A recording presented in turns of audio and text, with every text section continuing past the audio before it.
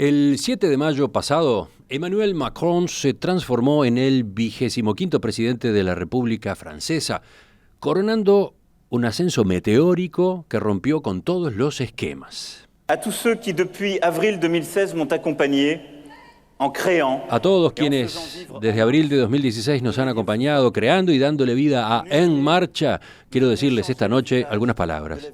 En un año hemos conseguido cambiar la cara de la política francesa, decía Macron.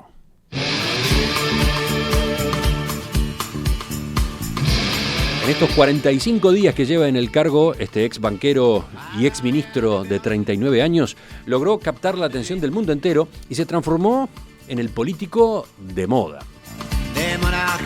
El domingo pasado dio un paso más cuando obtuvo una holgada victoria en las elecciones legislativas con su partido La República en Marcha, un movimiento creado desde cero y que llevó candidatos desconocidos para el grueso de la población. A nivel internacional también viene dejando su huella. Se ha puesto al frente de la causa del cambio climático tras la decisión de Donald Trump en Estados Unidos de abandonar los acuerdos de París y se muestra como defensor firme de la integración regional frente a los movimientos euroescépticos. ¿Cómo se explica este fenómeno? Macron encarna una nueva forma de hacer política que llegó para quedarse. Vamos a conversar de todo esto con Rafael Mandresi, nuestro corresponsal en París. Buen día, Rafael, buenas tardes para ti. Hola, buen día, Emiliano, ¿qué tal? Tengo tantas preguntas para hacerte, vamos a ver cómo logramos ingeniarnos con el manejo del tiempo. Vamos a empezar por lo más reciente. Macron arrasó en la segunda vuelta de las elecciones legislativas ahora este domingo. Su movimiento La República en Marcha, que decíamos se creó hace poco más de un año, junto con su aliado el MoDem, también de centro, barrieron a los principales partidos históricos de izquierda y de derecha.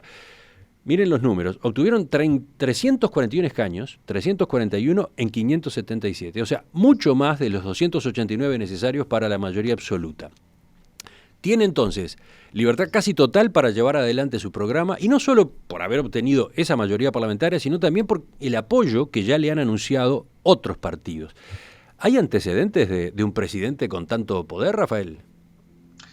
Con una mayoría parlamentaria tan amplia, no. Es la primera vez. Ha habido siempre, por lo menos en la historia de la Quinta República, es decir, desde 1958 a la fecha, con el sistema institucional francés vigente, salvo una vez, la elección presidencial se vio acompañada siempre de una mayoría absoluta de los apoyos del presidente, no necesariamente de un partido, muy a menudo de una coalición de partidos, con un partido mayoritario y otros partidos pequeños acompañando.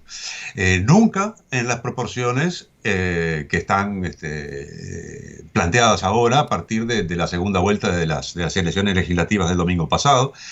Y se esperaba incluso, las proyecciones eran que fuera todavía más aplastante de lo que terminó siendo en realidad. Es decir, lo que parece haber ocurrido es un movimiento en el electorado de compensación, es decir, no, paremos un poco la mano, es demasiado y por lo tanto se reequilibró en términos marginales, pero se pensaba que podía llegar a tener más de 400 escaños.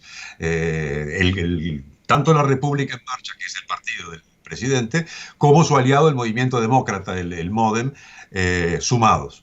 Es una situación inédita en ese sentido y en varios otros, es decir, no solamente por el peso de la mayoría parlamentaria de la que goza ahora el presidente y su gobierno, sino por sus propias características, algunas de las cuales mencionabas en la introducción, como por ejemplo la renovación muy profunda de todo el personal político, por lo menos legislativo y también gubernamental en buena medida.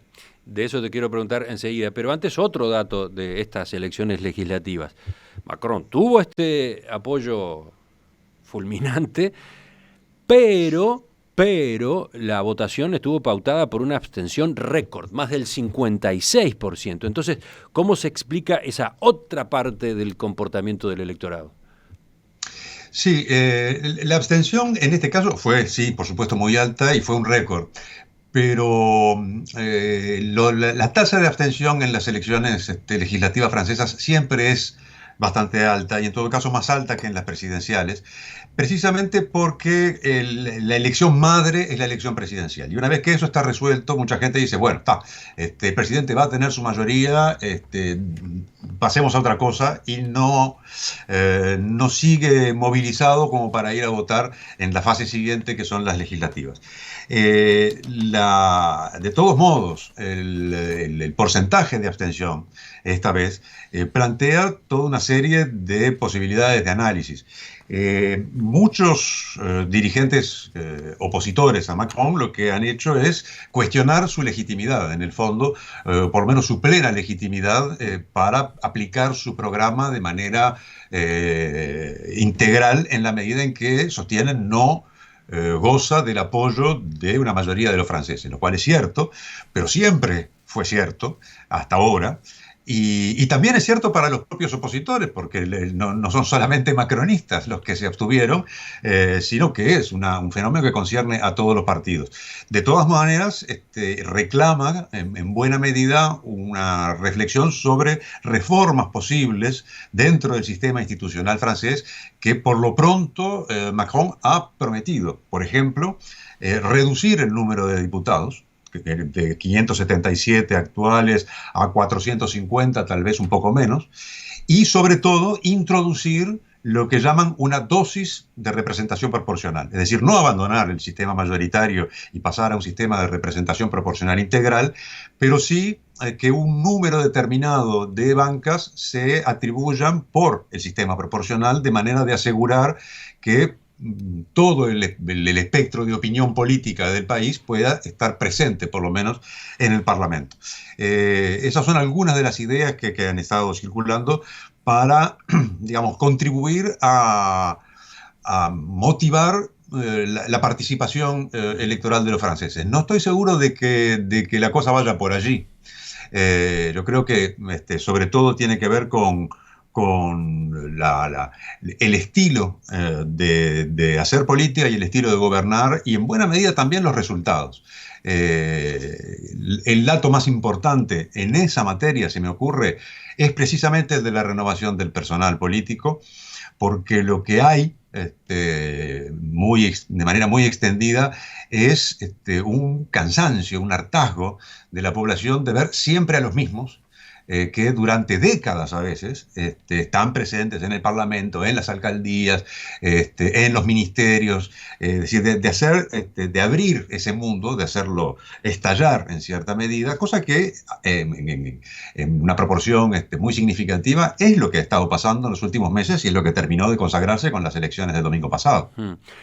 Macron justamente se movió de manera tal de promover la renovación, de atender aparentemente ese fastidio, ¿no? Vayamos a explicarle a los oyentes este modo peculiar en el que estructuró a su movimiento La República en Marcha y sobre todo cómo designó a los candidatos para participar en las elecciones legislativas.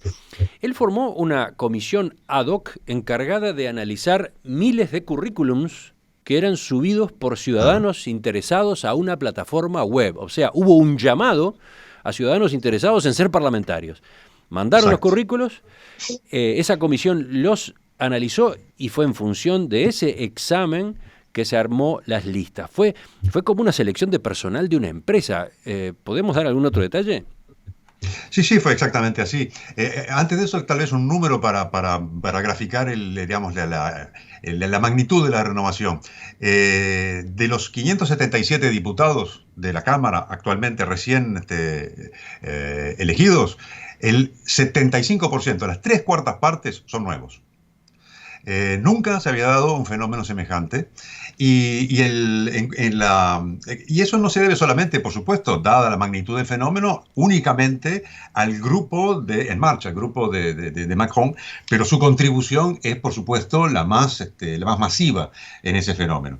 Sí, en ese sentido veía que el 52% de los seleccionados por el movimiento de Macron para ser candidatos nunca había ocupado cargos políticos. Esa era una promesa de campaña. Es decir, lo que él había prometido en la campaña es: los candidatos a las elecciones legislativas de mi movimiento, por un lado, van a estar divididos en dos mitades, por lo menos una mitad, si se puede más, se verá, pero por lo menos la mitad va a ser gente que no tenga ningún mandato electivo en su haber. Es decir, gente proveniente de lo que se llama sociedad civil. Y por otro lado, la mitad mujeres. O sea que esta asamblea también va a ser una asamblea que va a tener el récord de representación femenina en la historia de Francia, 38%, que también va a ser la asamblea más joven de la historia de Francia, con un promedio de edad de 38 años. Todo eso debido digamos, a esa intención que después, en la mecánica del asunto, se tradujo en un sistema como el que describías recién. Se abrió una convocatoria para que todo ciudadano interesado en implicarse en la militancia política y en una candidatura a las elecciones legislativas enviara su currículum.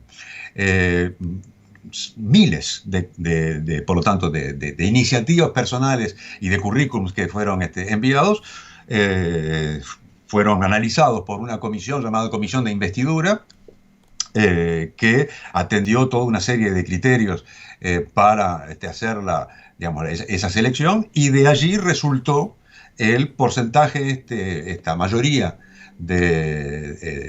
ligera mayoría, pero en fin, digamos, la mitad de los candidatos totalmente desconocidos en la actividad política y en la esfera pública en general. El procedimiento es un procedimiento de tipo empresarial, es decir, es como una suerte de dirección de recursos humanos. ¿Tú conocías antecedentes de procesos de este tipo en partidos políticos, por lo menos europeos? No, es la primera vez. En Francia estoy seguro que es la primera vez, y por lo pronto yo nunca había tenido noticia de algo similar en ningún otro lugar. Las carreras políticas en general son, como ocurre en Uruguay, son una serie de escalones que se van subiendo a partir de una militancia muy de base, y después siendo asesor de tal, y después edil, y después diputado, senador, quizá ministro, etc. Esta especie de catapulta que de la noche a la mañana coloca cientos de personas que vienen de la nada, por decir así, en el Poder Legislativo, creo yo que no tiene antecedentes, o por lo menos yo no los conozco. Y es muy interesante la fórmula, ¿no? Porque el hecho de que Macron hubiera creado un movimiento político, ese del que estamos hablando, con una escasa antigüedad, de algún modo le iba a complicar las cosas a la hora de armar las listas, ¿no? Que, bueno, podía sí eventualmente incorporar dirigentes que vinieran de otros partidos, que se le acercaran, pero iba a enfrentarse a la necesidad de improvisar, de poner gente nueva, iba a tener que hacerlo. En vez de dejarlo librado al azar o a las negociaciones, no sé, locales de fulano con mengano, hizo esta apertura en la que él y su equipo tomaron el control de a quienes se incorporaba como candidatos, ¿no? Sí, en una cosa que fue característica del modo de funcionar de Macron antes de ganar las elecciones y en las semanas que lleva la presidencia. Es una combinación muy sutil, muy equilibrada de verticalidad y al mismo tiempo de horizontalidad. Es decir, abrimos todo, pero el que manda es el que está en el vértice. Y de allí baja todo lo demás. Y el proceder de esta manera, con la constitución de las candidaturas a la elección parlamentaria, lo que hizo fue muy hábilmente consolidar lo que él mismo personalmente quiso representar. Uh-huh. Él como candidato quiso representar una cosa nueva, joven, distinta, no comprometida con los aparatos partidarios, etc. Con lo cual estaba la dificultad presente de, bueno, pero ¿con quién alrededor? Uh-huh. y quién viene después. Y la manera de resolver ese después resultó coherente con esa imagen que él mismo quiso proyectar y que resultó muy exitosa, porque en el fondo es una de las principales claves de su éxito. Uh-huh. Precisamente porque al haber esa situación de hartazgo, de película repetida, de caras conocidas y de discursos más o menos formateados desde siempre, propuso una oferta muy audaz, y muy audaz en términos ideológicos también. En el sentido siguiente, frente a esa situación, hay un espacio que es el espacio del descontento y del rechazo generalizado. Lo que habíamos visto en los últimos tiempos, en distintos lugares, era que ese espacio lo ocupaban movimientos más bien nacionalistas, más bien proteccionistas, más bien incluso xenófobos, y en el caso de Europa, contrarios, opositores de la integración europea, etcétera, con lo que parecía ser ese el discurso dominante digamos, en la búsqueda de una superación de un sistema político que se percibía como esclerosado. Bueno, este señor lo que hizo fue hacer exactamente lo contrario. Es decir, no hay que tener vergüenza de ser liberal en economía, de ser progresista en términos de nueva agenda de derechos, por llamarlo de alguna manera, de ser europeísta, de ser pro-globalización, de tener todo un discurso que se había transformado casi en un discurso vergonzante en muchos políticos, de miedo de que se le fueran electores hacia la extrema derecha. Es decir, lo que hizo Macron fue, bueno, hay que asumir. Y al hacer eso, y al sacar réditos, y al ser exitoso ese mecanismo, terminó demostrando que en definitiva la renovación o la limpieza del paisaje político no necesariamente tiene un solo signo, sino que la demanda principal no es ir hacia la extrema derecha, la demanda principal es ofrézcanos otra cosa. Y con una gran habilidad, que hay que reconocerle, este señor de 39 años, con pinta de primero de la clase, se fumó en pipa a todo el sistema político francés. El nuevo presidente de Francia, Emmanuel Macron, irrumpió con fuerza en la política de su país, desplazando a los partidos tradicionales. El domingo pasado su partido, La República en Marcha, obtuvo la mayoría parlamentaria, es más, una mayoría holgada, con tan solo un año de existencia y habiendo presentado candidatos desconocidos para la mayoría de la población. ¿Cómo es este fenómeno Macron? Lo estamos conversando con Rafael Mandresi, nuestro corresponsal en París, doctor en Filosofía, Artes y Letras. Rafael, volvamos sobre esa bancada que ahora tiene Macron en la Asamblea Nacional. El 93% de los que había seleccionado como candidatos eran profesionales, 4% jubilados, 2% empleados, 1% estudiantes. Eso nos da una idea del origen. Pero sobre todo marcábamos eso de que la mitad nunca había ocupado cargos políticos, provenía de la sociedad civil. Con una bancada así, ¿qué tipo de garantías tiene para gobernar? ¿No se le puede desacomodar esto? Bueno, ¿cuánto juega la inexperiencia? Sí, puede haber un riesgo justamente de que esa composición de la bancada y que el hecho de que sean novicios genere alguna turbulencia, pero más por la falta de conocimiento de la actividad parlamentaria y política que por indisciplina. Yo creo que esta gente está allí no por lo que es, sino por Emmanuel Macron. Es decir, como no los conoce nadie, a ellos no los votaron por ellos, los votaron por el presidente. Es decir, hay una relación le deben absolutamente su elección y las veleidades de disidencia, creo yo, que por ese mismo efecto van a ser más reducidas. De todas maneras, no hay que olvidar que no todos son inexperientes, es decir, que hay gente que se sumó al movimiento viniendo de otros partidos y que va a estar a cargo en esa gigantesca bancada de organizar las cosas. Y en tercer lugar, uno de los ministros de su primer gobierno, es decir, este gobierno que existió entre la elección presidencial y hoy, anunció que se retira del gobierno para asumir la banca que conquistó en las elecciones legislativas. Y es un hombre del riñón. Es decir, es uno de los principales artífices del movimiento en marcha, y si tomó esa decisión es precisamente para presidir la bancada. Con lo cual el presidente tiene una de sus manos derechas al frente del grupo, siendo por otro lado un político experimentado. Todo lo que ha estado ocurriendo da cuenta, por lo menos desde el poder presidencial, de algo extremadamente pensado, en el fondo. Lo que podía parecer una improvisación para muchos, en realidad no tiene nada de improvisación.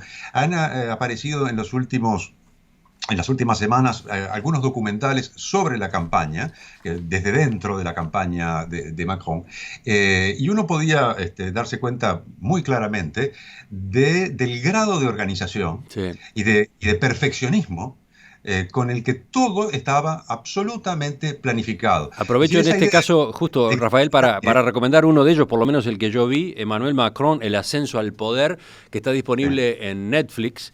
Eh, bueno, en sí mismo el hecho de que ese documental haya aparecido, yo creo que 15 días después del triunfo de Macron, da la pauta de la organización, ¿no? Estaba preparado con mucha anticipación y lo cerraron a tiempo el día del triunfo y se terminó de editar y se publicó. Y es muy interesante porque está muy, ¿cómo decirlo? Muy metido en los entresijos de toda la campaña, ¿no? Se hizo con una cámara siguiéndolo permanentemente, de manera muy transparente, en su trabajo con el comité de campaña, los actos, cómo se debatían las resoluciones delicadas. Sirve mucho para entender la forma de hacer política de este hombre y su gente, ¿no? Absolutamente, es una excelentísima recomendación porque precisamente para mí ese documental es el mejor de los que han estado circulando, por lo menos de los que yo vi a ese respecto, es decir, para mostrar en definitiva el profesionalismo. ¿Ah? De una cosa que, por otro lado, tenía ese aire de cosa silvestre. Sí, puede ser hasta cierto punto, pero en el fondo era una máquina que estaba muy bien aceitada y muy bien organizada. Y por otro lado, siguiendo con el asunto de la bancada y de la asamblea, digamos, la mayoría presidencial está compuesta de dos bloques muy asimétricos, el del partido del presidente, la República en Marcha, y de su aliado, el Movimiento Demócrata. Ha habido en las últimas horas 3 ministros renunciantes, los 3 del Movimiento Demócrata, y eso le hace un favor gigantesco por asuntos de sospechas, de manejos no del todo claros en la remuneración de asistentes parlamentarios en el Parlamento Europeo. ¿Por qué? Porque, primero, está claro que de todas maneras Macron, con su partido, tiene la mayoría absoluta sin necesidad de aliados. Segundo, este traspié de su aliado también inhibe cualquier tipo de veleidad de heterodoxia. Y en tercer lugar, esta mañana, hace un par de horas, se anunció una etapa adicional en la descomposición de los partidos de oposición. La derecha francesa acaba de fracturarse. Y un grupo de más de 30 diputados acaba de anunciar que constituye una bancada autónoma que va a apoyar a la mayoría presidencial. Es decir, la explosión, esta bomba fragmentación, sigue funcionando, haciendo volar en pedazos todo el sistema político tradicional francés, sea por su desaparición cuantitativa, como el Partido Socialista, que no es nada, que es polvo. La derecha había salvado los muebles, más o menos, en la elección, aunque perdiendo muchísimos diputados también. Bueno, la aplanadora sigue, y hace un ratito nomás, esa derecha, bueno, se partió en dos. Es decir, más allá de las acciones que las hubo, ¿ah? y muy claras y muy inteligentes de parte de Macron y de su entorno para producir esos efectos, también hay que verlo como un catalizador de situaciones que estaban allí potencialmente. Es decir, ¿qué es Macron también? Es la chispita que prendió la mecha de una bomba que estaba ya armada. Rafael, de hace tiempo. Tengo 2 capítulos finales para esta conversación contigo y el reloj nos corre. Uno a propósito de la política interna y otro a propósito de Macron en el escenario internacional. En lo doméstico, ¿por dónde van sus primeras líneas de acción? ¿Qué es lo que tenemos que observar de sus iniciativas? Hay las dos grandes reformas que están planteadas como primeras y prioritarias son, por un lado, una serie de leyes e incluso una reforma constitucional que se conocen como leyes de moralización de la vida pública. Es decir, apretar más las clavijas en un sistema que de todas maneras tiene muchas disposiciones en ese sentido, para prevenir, garantizar cualquier tipo de actos de corrupción. En particular en lo que tiene que ver con el financiamiento de los partidos políticos y de las campañas, con prohibiciones de acumular consultorías privadas cuando uno tiene un cargo público, en fin, toda una serie de disposiciones de esa naturaleza. Y el otro aspecto es la reforma del Código Laboral. Que lo que tiene como objetivo es ir más allá de la ley de reforma del Código Laboral que se votó en el periodo pasado, en una suerte de liberalización del mercado de trabajo, con toda una serie de disposiciones que apuntan a, acá lo que hago es emplear el vocabulario oficialista, a desbloquear, digámoslo así, el mercado de trabajo, liberalizándolo, facilitando el despido, invirtiendo la jerarquía de los acuerdos. Por ejemplo, se le va a dar prioridad al acuerdo a nivel de empresa y no a nivel de rama. En fin, toda una serie de medidas que, por supuesto, los sindicatos y los movimientos de izquierda denuncian como un desmantelamiento de la protección social en el mundo del trabajo. Esos son las dos grandes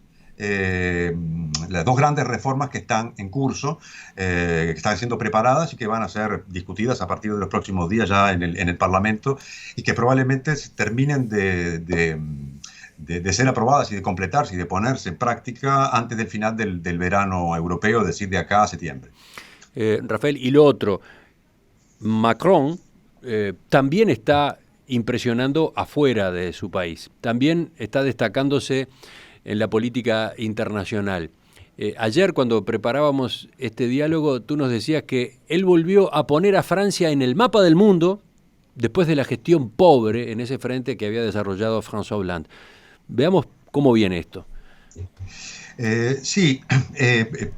Ustedes recordarán seguramente un par de episodios que fueron muy comentados a pocos días de haber asumido la presidencia. Uno de ellos fue cuando se dio la mano con Donald Trump, que se la mantuvo y se la apretó, sabiendo que Donald Trump ese es un gesto que suele utilizar para intimidar.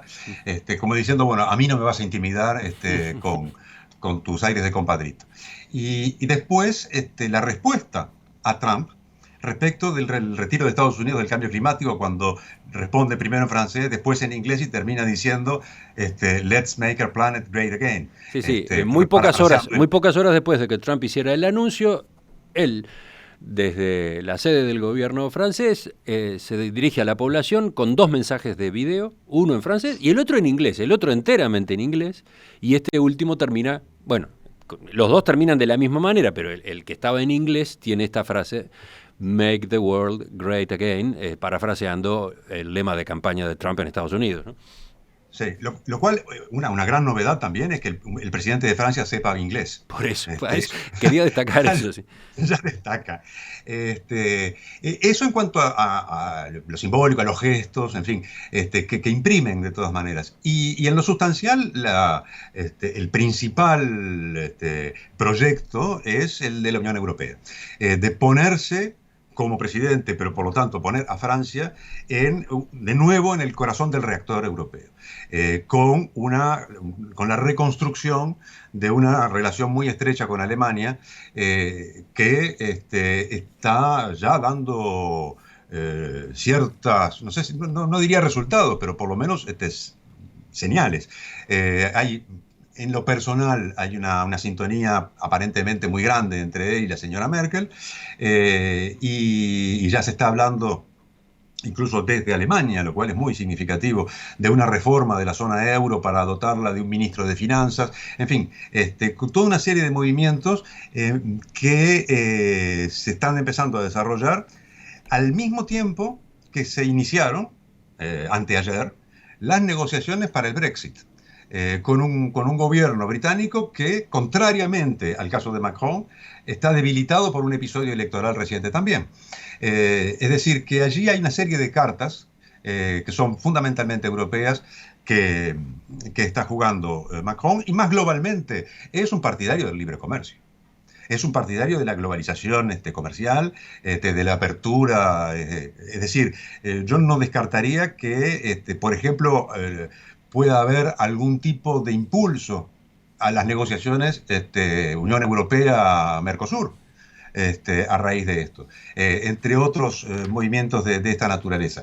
En síntesis, tanto hacia adentro como hacia afuera, lo que, digamos, el leitmotiv de Macron es utilizar todos los recursos políticos a su disposición para destrabar, para abrir cosas, para romper con el candadito acá, con el pasillo allá, para, digamos, hacer circular de alguna manera cosas diferentes en un mundo que muchos juzgan enrarecido y básicamente paralizado. Con un tono que para mí es muy importante, porque también destaca, en Francia por lo menos, que es el de un discurso optimista.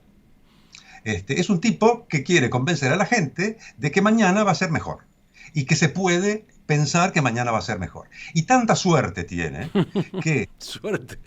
Tiene suerte.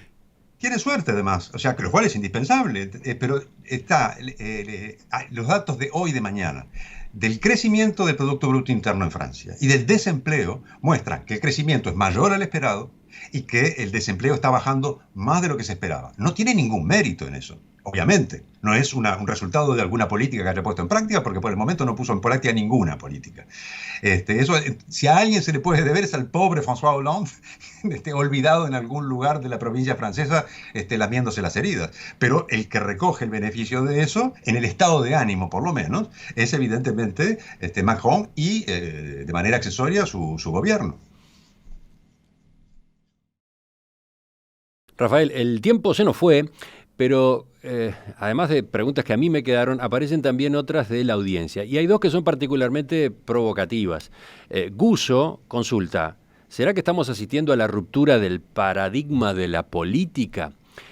Gustavo, por su lado, más que preguntar, afirma, yo sigo sosteniendo, Macron es un gerente en el poder. ¿Te animás a un comentario de 10 segundos o lo dejamos para la próxima?